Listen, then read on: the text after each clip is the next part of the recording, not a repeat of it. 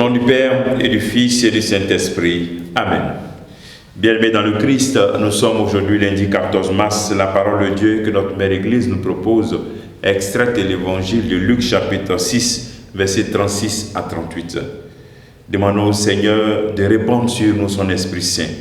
Viens en nous, Esprit Créateur, visite les âmes de tes fidèles, emplis la grâce dans les cœurs que tu as créés. Ô Seigneur, envoie ton Esprit et tout sera créé, et tu renouvelleras la face de la terre. En ce temps-là, Jésus disait à ses disciples, « Soyez miséricordieux comme votre Père est miséricordieux. Ne jugez pas et vous ne serez pas jugés. Ne condamnez pas et vous ne serez pas condamnés. Pardonnez et vous serez pardonnés. Donnez et l'on vous donnera. C'est une mesure bien tassée, bien pleine, tassée, secouée, débordante, qui sera versée dans le pan de votre vêtement. Car la mesure dont vous vous servez pour les autres servira de mesure aussi pour vous. » Acclamons la parole de Dieu. Louange à toi, Seigneur Jésus. Bien-aimés dans le Christ, nous attendons ce message fort que Luc nous propose. Matthieu dira, soyez saints comme votre Père qui est au ciel est saint.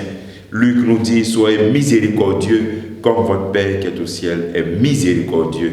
Le plein accomplissement de la sainteté, c'est cette miséricorde.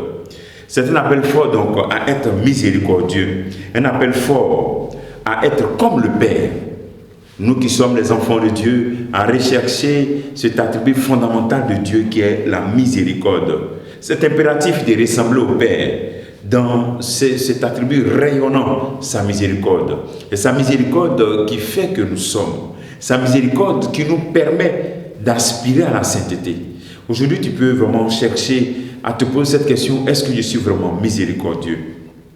Est-ce que je cherche à me réaliser pleinement par la miséricorde? C'est-à-dire l'accomplissement parfait de l'homme en soi, c'est être miséricordieux, c'est-à-dire être semblable au Père. Et c'est possible. Par le baptême, nous sommes capables de ce fait.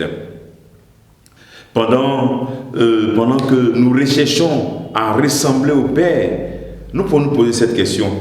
Est-ce que du fond du cœur, je veux ressembler réellement à Dieu le Père? Du fond de mon cœur. Est-ce que je veux vraiment être comme lui? Est-ce que je veux prendre la décision? Ou est-ce que je veux continuer à dire que c'est impossible? Lui, il est Dieu, moi, je suis homme. Est-ce que je cherche à ressembler au Père? Est-ce que je suis en train de faire des efforts pour ressembler? Voici le sens de ce temps de carême. Faire des efforts pour ressembler au Père. Maintenant, quels sont les différents pas à accomplir pour pouvoir être miséricordieux? L'Évangile nous présente un peu cela.